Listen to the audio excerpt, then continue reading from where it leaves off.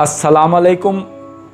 D हंगामा YouTube channel में मैं अपने नाजरीन को वेलकम कहता हूं। जिन नाजरीन ने अभी तक मेरा चैनल सब्सक्राइब नहीं किया वो सब्सक्राइब कर लें कि मेरी जो भी वीडियो है जो हम अपलोड करें वो आप तक पहुंचे और आपको पता लगे कि हम किन टॉपिक पे और क्या क्या वीडियो अपलोड कर रहे हैं। राज साहब, बच्चों का नाम जो हम रखते हैं वो हमारे ज़ोडिक साइन के साथ कंपैटिबल होना चाहिए या इसका कोई और अमल दखल है हमारी ज़िंदगी में?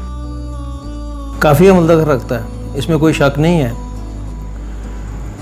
अगर तो हम दूसरे नज़रिए से इसको देखें एस्ट्रोलॉजी के लिहाज से, तो असूल तो ये है ना कि जो उसकी तारीख़ पैदाइश हो, जो उसका वक्त पैदाइश हो, जो उसका बर्थ प्लेस हो कि वह कहाँ पे पैदा हुआ, अगर सिर्फ 16 दिसंबर कह दिया जाए तो वो और चीज़ रहेगी। लेकिन अगर 16 दिसंबर के साथ हम टाइम भी ऐड कर देंगे ना तो वो और चीज़ रहेगी, क्योंकि एस्ट्रोलॉजी में और हमारे यहाँ अमूमन दिन को 8 पहरों में तकसीम किया गया हुआ है। हर पहर के 3 घंटे हैं। सह पहर, 2 पहर अल्फाज हमारे आज भी यूज़ होते हैं, ये वही चीज़ें हैं। सह पहर, 2 पहर, पंजाबी में लोडा वेला, सरगी वेला, फज्जर वेला। तो नाम अगर तो उसके साथ रखा जाए, उसकी तारीख़ पैदाइश और वक्त पैदाइश के साथ मिला के कि उस वक्त का हाकम कौन सा लफ्ज़ है, नाम नहीं लफ्ज़, ABCD कुछ भी हो सकते हैं, फिर तो वो बहुत अच्छा काम करते हैं और बहुत मुस्बत काम करते हैं।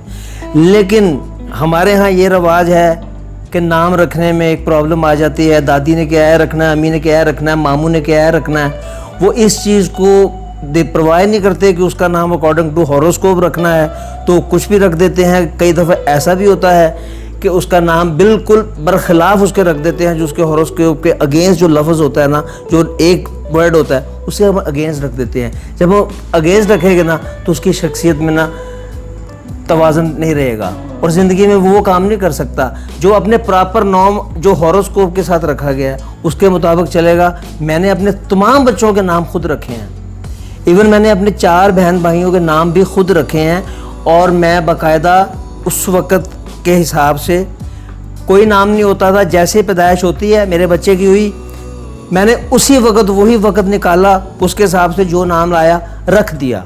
मैंने ये नहीं देखा कि दादा क्या कहेगा, चाचा क्या कहेगा, फूफो क्या कहेगी, मैंने वो नाम रख दिया और उनका असर मैंने उन पे देखा हुआ है।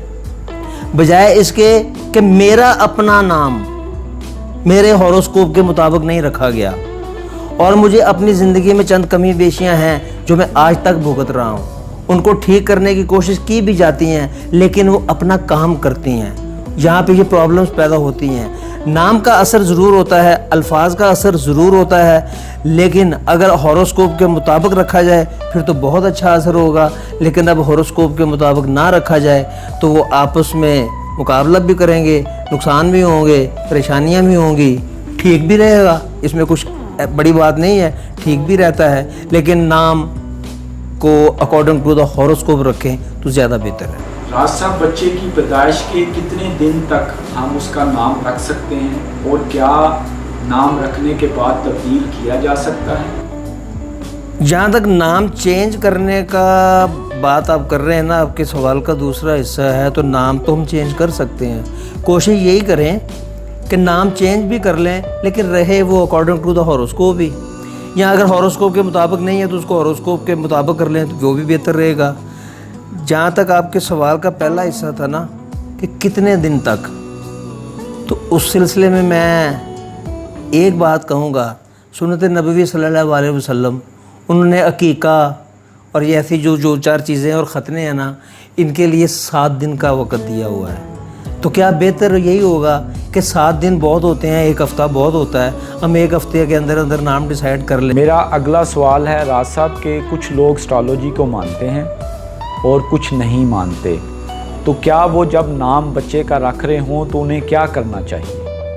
करना क्या है वो तो करते हैं, वो चूँकि उनका बिलीव नहीं है इस चीज़ पे। अब इनका ये बिलीव नहीं है, तो इस सिलसिले में तो उनसे मैं यही कह सकता हूँ, जब कुरान में सूरत कमर पढ़ते हैं और जो दूसरी सूरतें पढ़ते हैं, जब सितारों के बारे में ये लिखी हुई हैं कि ये अपने मुकर्रर रफ्तार से चल रहे हैं, 1 मिनट से आगे पीछे नहीं हो रहे। इसके अलावा जब आप आसमान पे बनी हुई इश्काल देखते हैं, जिस तरह हॉरोस्कोप है, ल्यू है, आपको एक बैठा हुआ शेर नज़र आता है, आम आंख उसको नहीं देख सकती, लेकिन जो एस्ट्रोलॉजिस्ट है वो तो आपको आराम से बता देगा कि वो देखिए शेर बैठा हुआ है। जब आप उसको देखते हैं, गौर से देखते हैं, समझाया जाता है, तो उसको नज़र आ जाता है कैंसर, जो उसका सरतान है, जिसको कैप्रिकॉर्न है, कैप्रिकॉर्न एक बिच्छू है जिसका निशान है। तो इस वक्त भी, आजकल भी साउथ में आप रात को 10 बजे के बाद देखें तो आपको पूरा बिच्छू बना नज़र आएगा, उसका मुंह और उसकी सारी दुम पूरी की पूरी नज़र आएगी। सिर्फ देखने की बात होती है। तो ये चीज़ें तो काउंट करती हैं, और हर चीज़ करोड़ों और अरबों सालों से, जब से ये कायनात बनी है, इनकी अशकाल नहीं बदली, इनकी गर्दश नहीं बदली। और अब आप देखते हैं कि जब चांद की 14वीं हो तो चकोर को क्या तकलीफ़ है, वो क्यों चीखें मारता है, मोर क्यों नाचता है, समंदर क्यों 5-5, 10-10, 15-15 फुट बुलंद हो जाता है। कौन सा ऐसा अमल है, कौन सी तार लगी हुई है, कौन सा वहाँ से कोई लहरें आ रही हैं जो आगे उसको उठा रही हैं। कुदरती नज़र आ रहा है, उनका असर है तो वो करते हैं ना। और जो नहीं रखते, ऐसा काम नहीं करते, उसके मतलब हम क्या कह सकते हैं, ये तो उनकी मर्ज़ी है।